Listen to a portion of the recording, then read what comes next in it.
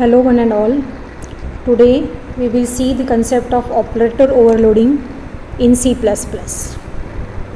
Operator overloading, it is one of the types of polymorphism in which the operator will work on user defined data types.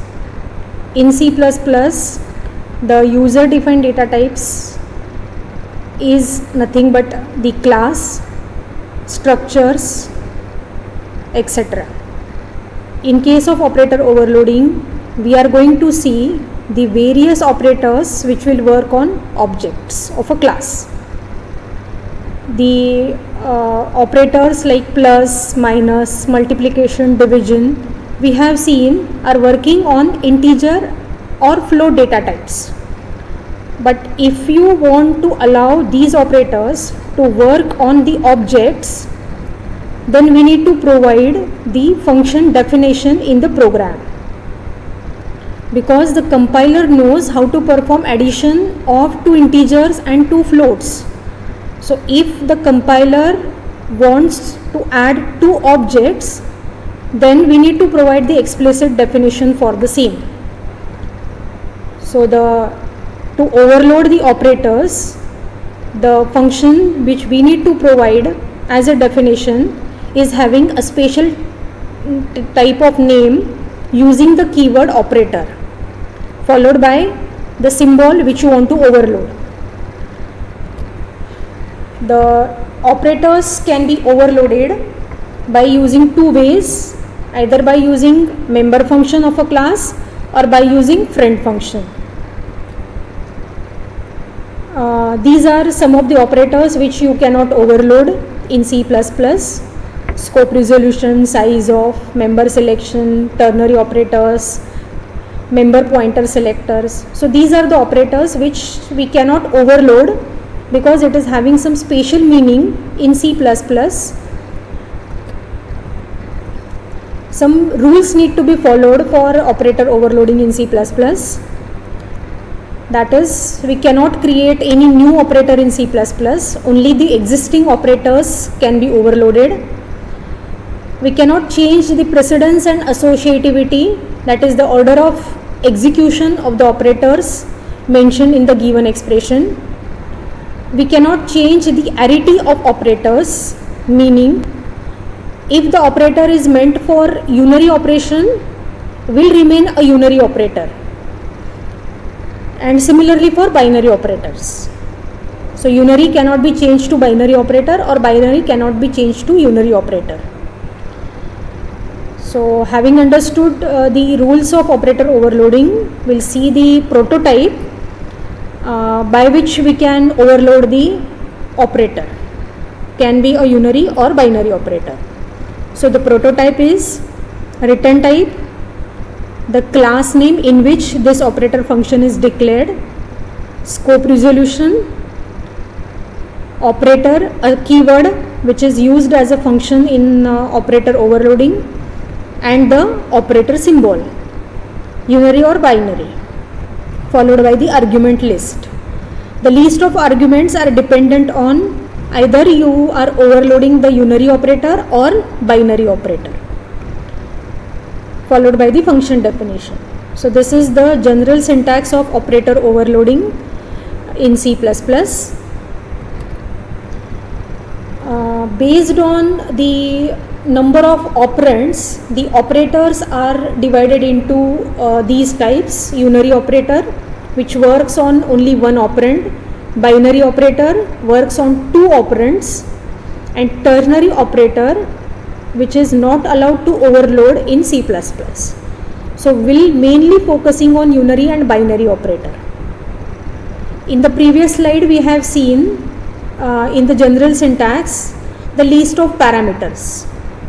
The list of parameters are dependent on the type of function we are going to use to implement operator overloading and the type of operator.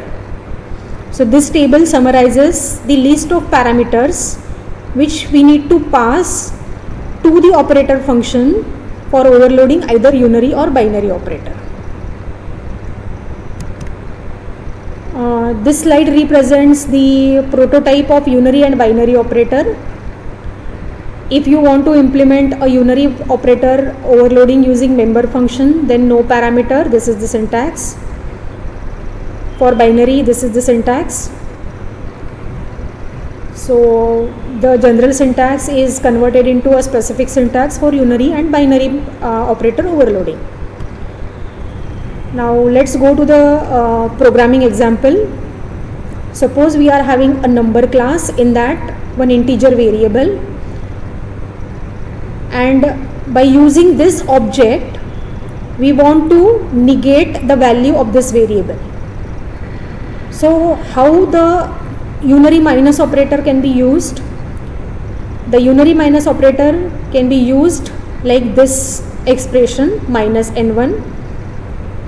So minus, if you write before any variable, becomes a unary minus operator.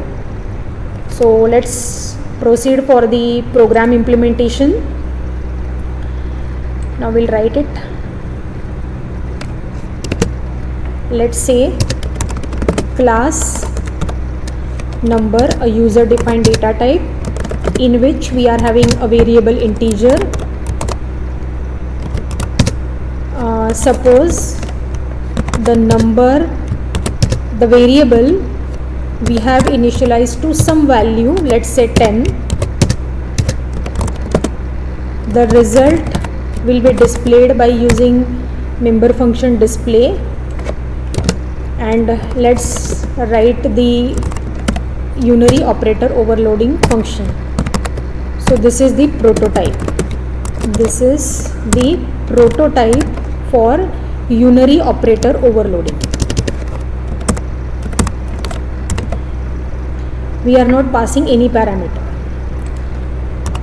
Now let's write first the display function to display the value, a simple cout statement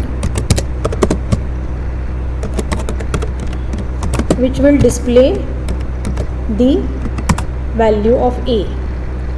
Now let's begin with operator overloading number,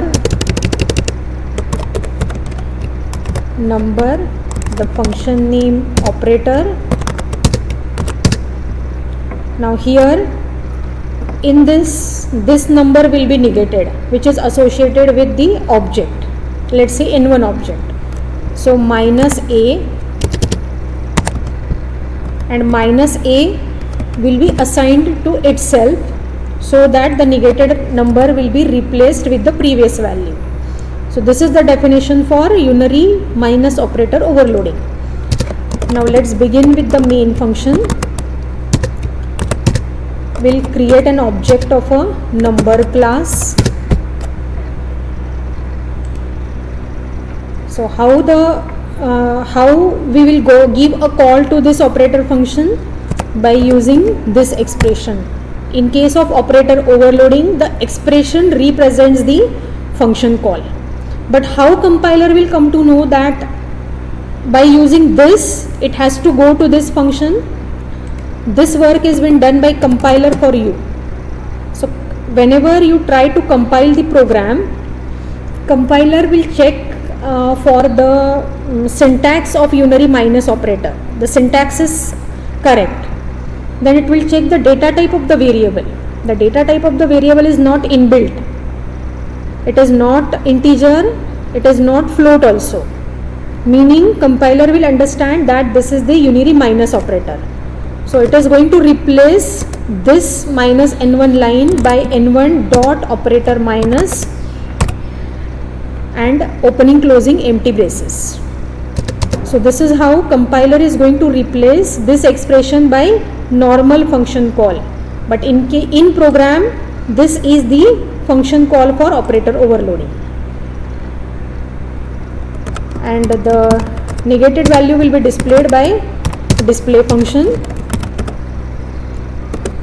Now let me tell you why the unary operator does not require any parameter to be passed. In case of unary operator, compiler replaces this minus n1 by n1 dot operator. So which value will get negated? The value which is associated with this object. and this object is implicitly passed to the function. So here this a, meaning it is n1 dot a, n1 is implicit. So the value which has been associated with n1, that will be negated to as a result value. That's why we are not required to pass any parameter to the function call. Now let's execute this program and we'll check whether the answer is correct or not. Yes, the number is -10. In the constructor we have initialized to positive value. Minus n1 will negate the value to and will assign to the same variable itself, and by using n1 dot display we have displayed that value as a resultant value. So this is how the value will be negated. So just go through this. Initially this is having 10 as a value. Whenever you give a call to minus n1, meaning compiler will call n1 dot operator unary minus, previous 10 value was replaced by minus 10 and it is assigned to the same variable at the same memory location, and we are getting the result as minus 10. This is how the operator overloading using member function is implemented. Thank you.